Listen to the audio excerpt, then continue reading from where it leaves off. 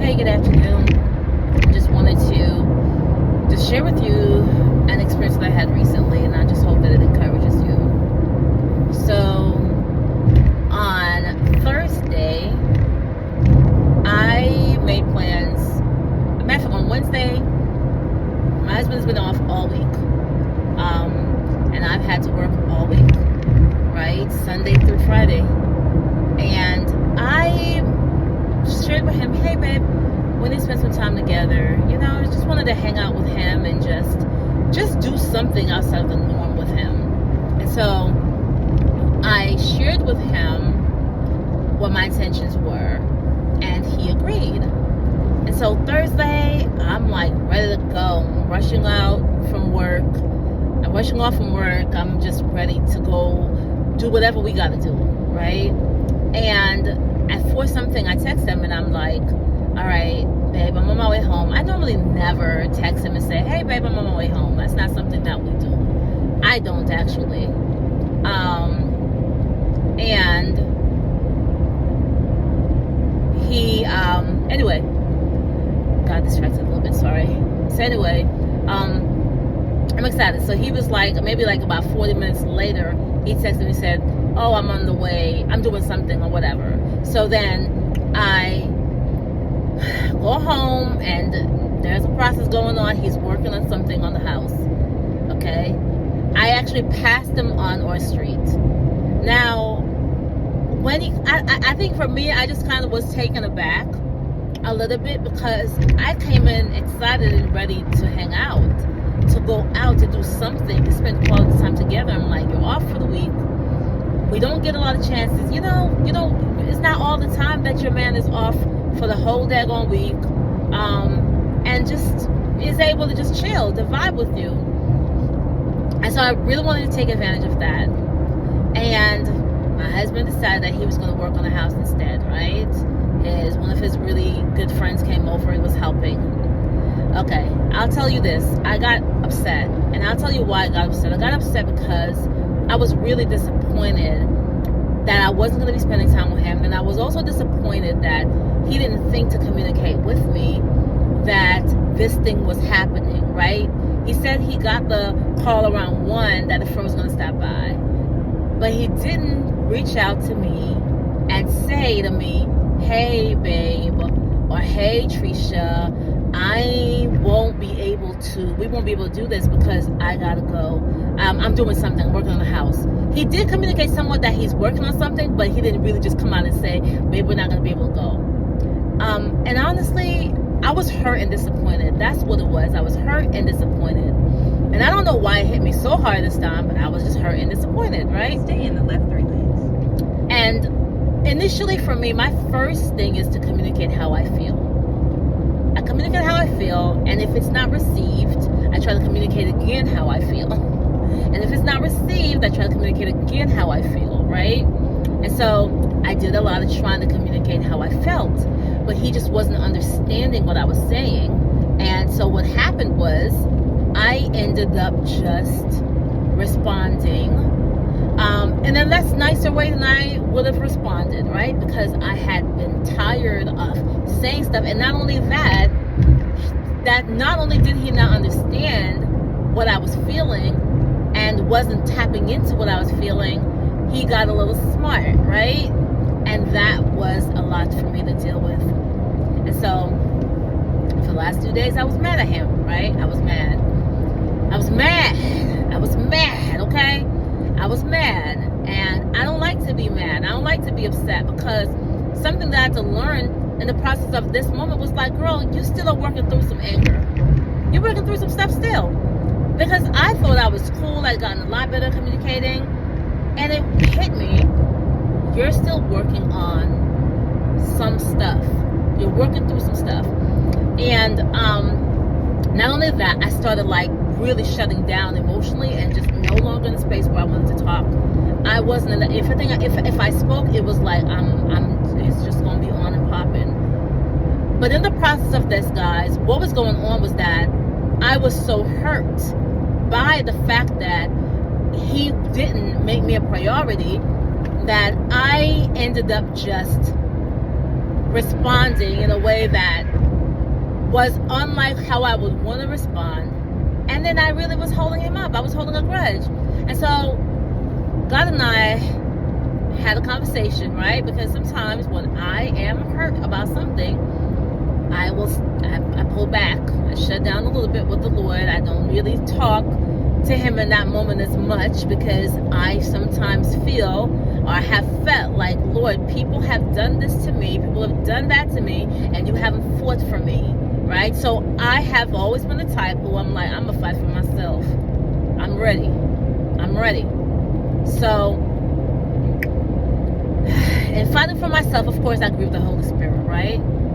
And made my husband unhappy and made myself feel bad. And so this morning, as I was just laying in bed and God visited me. God came into my spirit and was like, okay, I know you're hurting. And so I just boo-hooed with the Lord. Talked to the Lord about the pain, the hurt, the disappointment. And then God revealed to me, all right, you're doing some unforgiveness, right? How do you forgive somebody when they don't acknowledge that they are wrong? How do you forgive somebody who does not really seem to care in the moment about what you're feeling, right? Because that's really what I felt. I felt like my husband was not caring about what I was feeling. And I felt like I had a right to be upset. I felt like I had a right to really take it there, because I kept trying to express myself and I was not being heard. I was not feeling like my feelings were being validated. But that showed me that there's that unhealed spot. Because it's okay to be upset. It's okay to be angry. But the Bible says, be angry and sin not. Be angry and sin not. And the crazy thing was yesterday, that was a text that came into my, I don't know where I found it, but it came to me, and it just went over my head because I was still mad. Anyway, this morning the Lord, take exit 34 onto State Route 5. This morning the Lord really came to my spirit and dealt with the pain that I was feeling and the emotions I was feeling, and just told me how to handle it. Pray, right? That's number one. You got to pray. You have to pray. Pray about the hurt. Take the hurt to the Lord in prayer. God, I am hurt and disappointed that this person did this to me. I wish that they could have handled it this way, Lord, but they did not. And it hurts and I'm disappointed. And then, God, I am sorry that I acted a fool. Okay? I wasn't hurt, Lord, and I acted a fool. I didn't honor you, and I feel bad for that. And then let the Lord tell you how he wants you to move next. And so what the Lord did to me was say, hey, I need you to talk to your husband. I need you to go and apologize to your husband for how you acted. Yes, I know you were hurt. I know you were hurt about what happened, but I need you to go and talk to your husband about how you dealt with the situation. I need you to ask for forgiveness. So then it was like, okay, Lord, but I'm still, this is hard for me, God, because I still feel to some extent like I was wronged and I was hurt. And so I gave that to God too. And then I was like, Lord, so what do I do? How do I go to him? God said, humbly. Humbly. You go to him humbly. And as I went downstairs, and my husband was taking care of our dog, and I'm just like, okay, I need to talk to you. Because normally I would say I need us to talk. But I was like, I need to talk to you. Okay, of course, he was a little resistant. He was okay with listening, but, I wanted his undivided attention. All right? He gave that. And I said, the way that I spoke to you was not okay. And I'm sorry for that. And then I went on to say, hey, because let me just tell you, by the way, God was telling me what I needed to say. God was basically in there with me, because I was like, God, I don't know what to say. I don't know how to say this. I don't know what to do, Lord, in this moment. I don't know what to do. I don't know what to say. And so God just guided me. I'm sorry that I spoke to you that way. Right? Rather than go to him and say, all right, man, what you did was not okay. No, I'm sorry. I took accountability for my actions. I am sorry I spoke to you the way that I did. I was hurt initially and disappointed, and then eventually it went to anger. Why? Because I felt like you weren't hearing me. I was looking forward to hanging out with you. I was looking forward to spending time with you. And I was disappointed, and I felt like you didn't prioritize me. And I was disappointed.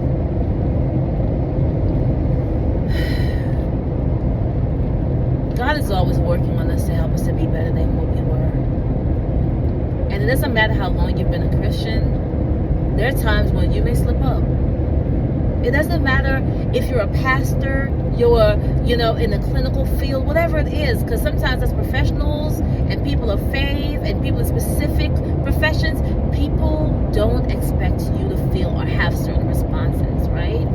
They just expect you to just be good with whatever and just always be even keel. And there are a lot of times I can be even keel. This time, I wasn't fully even keel.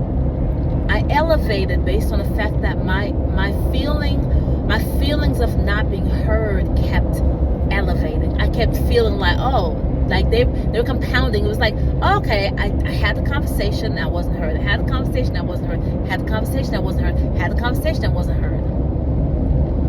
Or maybe I was heard, but I didn't hear him say to me what I wanted him to say, which was, babe, I am so sorry that it didn't work out the way that we wanted it to.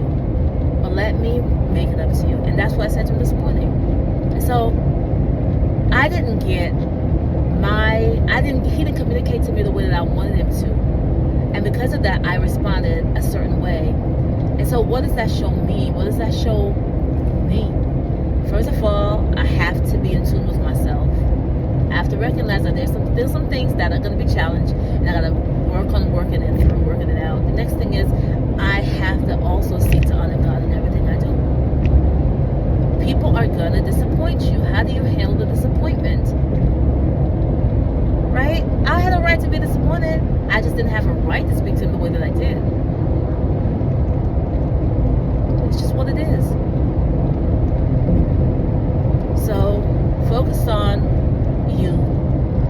Focus on you. Sometimes these things happen so that we can see the things in ourselves that God is still working on. He's still working on it. He's still working on it. He's still working on me. He's still working on you. And husbands, be intentional about listening to your wives' hearts, not just their words. Sometimes in a moment, we're not able to articulate that we're hurt. We may be able to say, hey, you didn't do this, you didn't do that. But we're not able to articulate in that moment, hey, my feelings are really hurt by this disappointment. And how you handle our hearts in the moment when we're vulnerable, when we're sensitive, when we're hurting, it's going to mean a lot to us. It's going to mean a lot. I think I have a wonderful husband. And that's something that I really had to look at today, because I get caught up sometimes in focusing on the one thing that he's not doing or didn't do rather than all the things that he does. He is not perfect. He's not. But he's present, right? The day before that, he's still on the phone with me the whole evening while I drove to an appointment. It was almost 2 hours.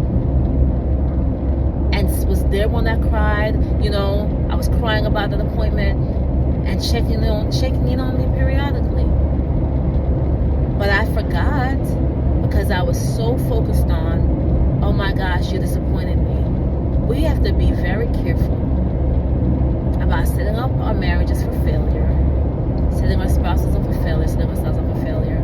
In 2 miles, take exit 34 onto State Route 5. Let's choose to honor God in everything we do.